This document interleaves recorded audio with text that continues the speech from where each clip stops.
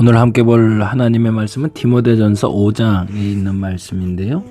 5장 9절에서 16절까지 말씀만 봅니다. 디모데전서 5장 9절에서 16절 제가 읽어드릴게요.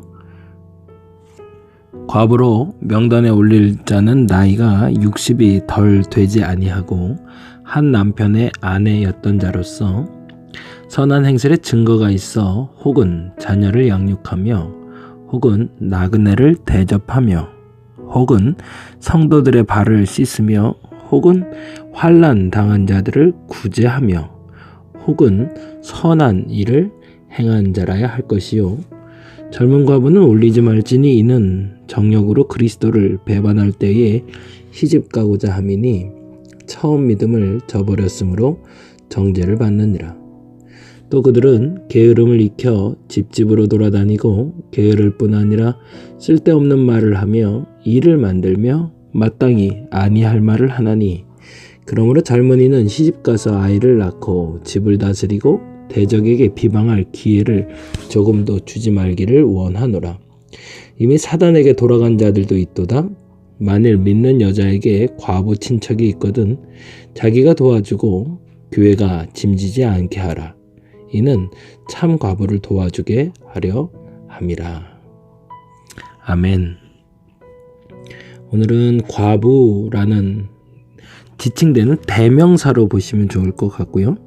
돌봄이 필요한 사람, 아니 우리가 돌보아 주어야 되는 사람에 대한 이야기라고 이야기하시면 좋을 것 같아요. 그래서 과부라는 단어에 돌봄이 필요한 자라고 바꿔서 읽으시면 좋겠고요. 11절부터 16절까지 나온 이야기는 사실은 젊은 과부라고 지칭되어 있지만 스스로 일할 수 있는 자라고 바꿔 읽으면 좋을 것 같아요. 스스로 일할 수 있는 자는 정력으로 그리스도를 배반할 때 시집가고자 함이니라는 11절의 말처럼 본인의 욕심대로 그리스도를 배반할 수 있는, 말 그대로 스스로 일할 수 있는데도 돌봄을 받는 사람들은 그러한 기준에 부합하지 않은 사람이라는 이야기고요.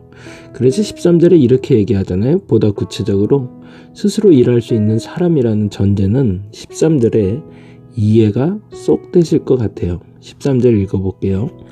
또 그들은 게으름을 익혀 라고 돼 있죠. 거기다 동그라미를 해놓죠. 스스로 일할 수 있음에도 불구하고 어떻게 하면 내가 일하지 않고 사람들에게 도움을 받을 수 있을까를 생각한다는 거죠. 그래서 이 집 저 집 돌아다니고 게으를 뿐만 아니라 쓸데없는 말을 하며 일을 만들며 마땅히 아니할 말을 하나니, 거기에 동그라미 이렇게 쳐놓죠. 게으름, 쓸데없는 말, 마땅히 아니할 말. 자, 이렇게 세 가지 우리가 사람들을 도와줘야 되죠. 이번에 재난지원금이 또 나오니 마느니 모두에게 주어야 되느니 가난한 자에게 주어야 되느니 필요한 자에게 주어야 되느니 정부 정책에 대해서 설왕설래가 참 많죠.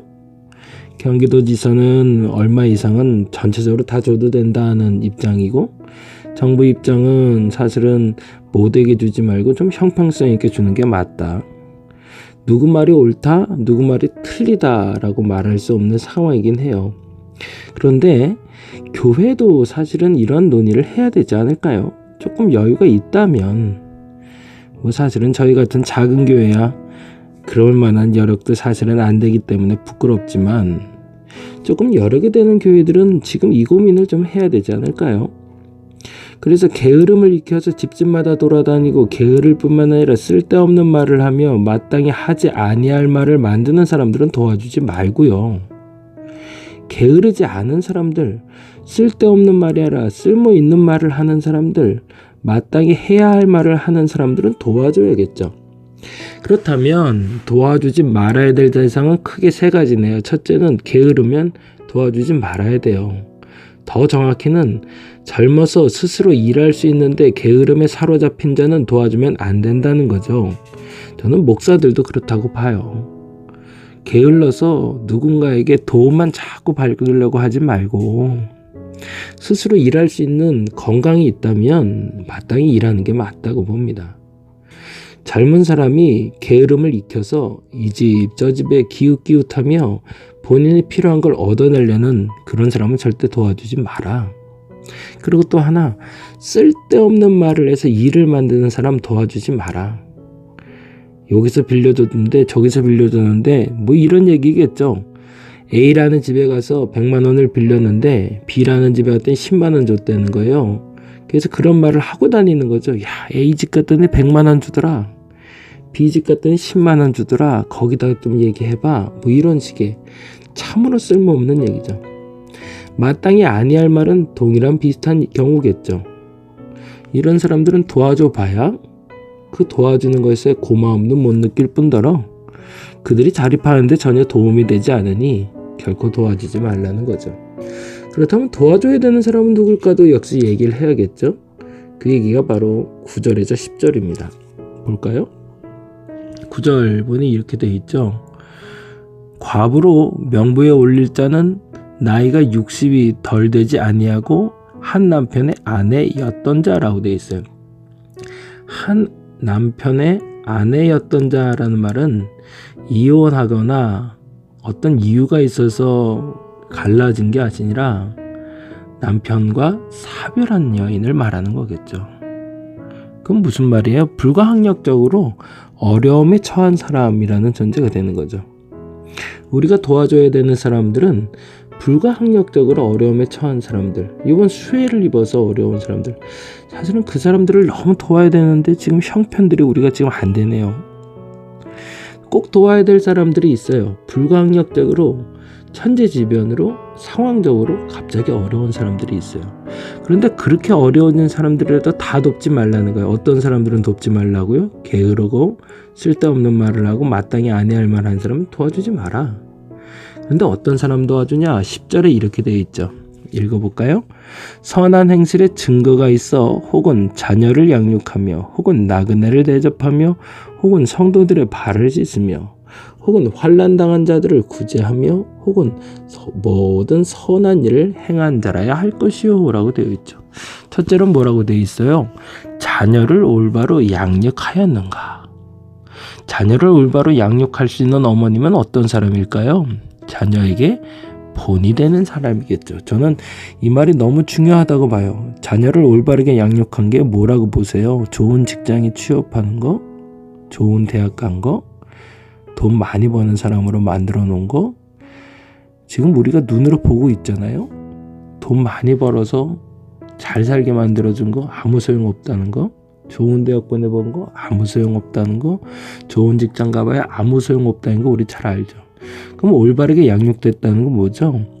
디모데전서에서 말한다면 선한 양심과 바른 믿음을 가진 사람으로 키워내는 거죠.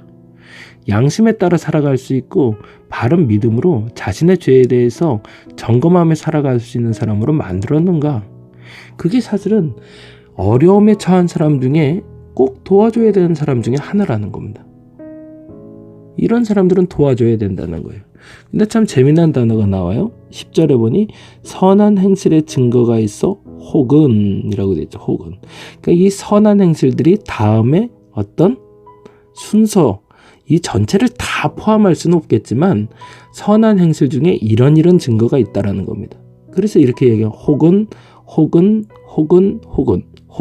그 무슨 말이에요? 이 중에 하나만이라도 발견된다면 그 사람은 우리가 정성껏 도와주자는 얘기죠. 자, 봅시다. 그러면 첫 번째는 자녀를 올바르게 양육하는 거였죠. 어머니로서 돈 잘 버는 자녀를 만들었거나 좋은 직장에 취업하게 했던가, 사회에서 인정받는 사람 만들었다, 이런 거 말고 바른 믿음과 온전한 양심, 선한 양심을 가진 자녀로 키웠는가. 두 번째, 나그네를 잘 대접하였는가. 과거형이죠. 과거에도 자신이 가진 걸로 누군가를 도와주는 사람이었는가. 나그네라는 건 뭐죠? 일면식이 없는 사람을 말합니다. 그런데 어떤 사람이죠?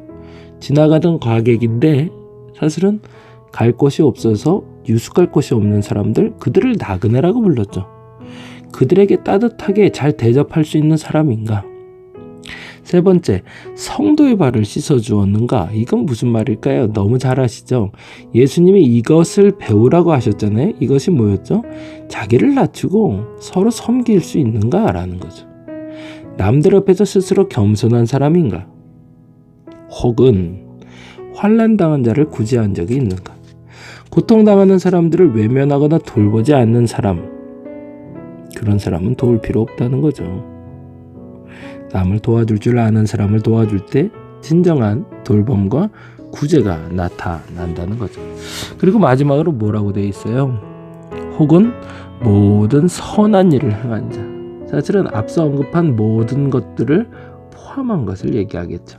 자, 그렇다면 우리가 도와줄 수 있는 대상을 대략 이렇게 정하면 되겠네. 이번 코로나로 어려움을 당하는 사람들이 있어요.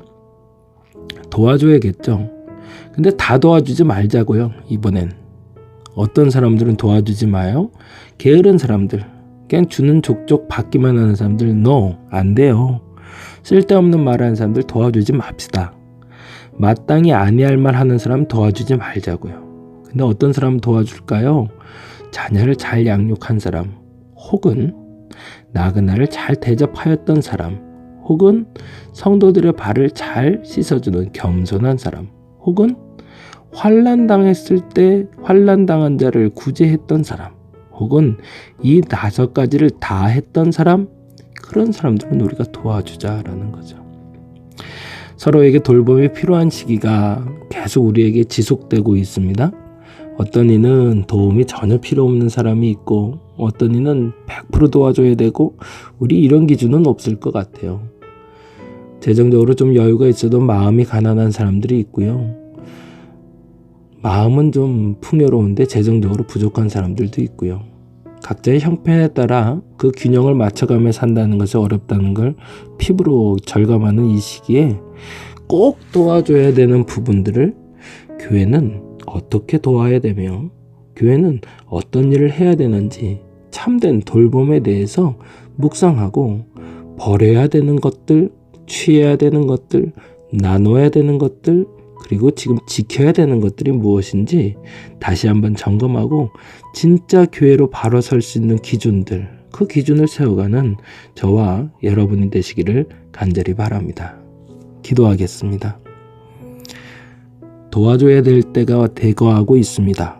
서로에게 도움을 요청하는 이들도 있고 꼭 도와줘야 될 사람들도 있습니다. 이제는 선별하게 하여 주옵소서. 게으른 자들, 말만 듣는 사람들 말고 정말 선한 일을 해왔던 사람들 중에 어려움을 당하는 이들, 그들에게 교회가 힘을 불어넣어주고 그래서 그들이 다시 일어날 수 있는 그 발판이 교회가 돼서 교회의 이 비난받는 시간들을 잘 이겨내어 진짜 교회의 역할을 잘 감당하게 하여 주시옵소서. 그런 성도가 되게 하여 주시옵소서. 감사합니다. 고마우신 예수님 이름으로 기도드렸습니다.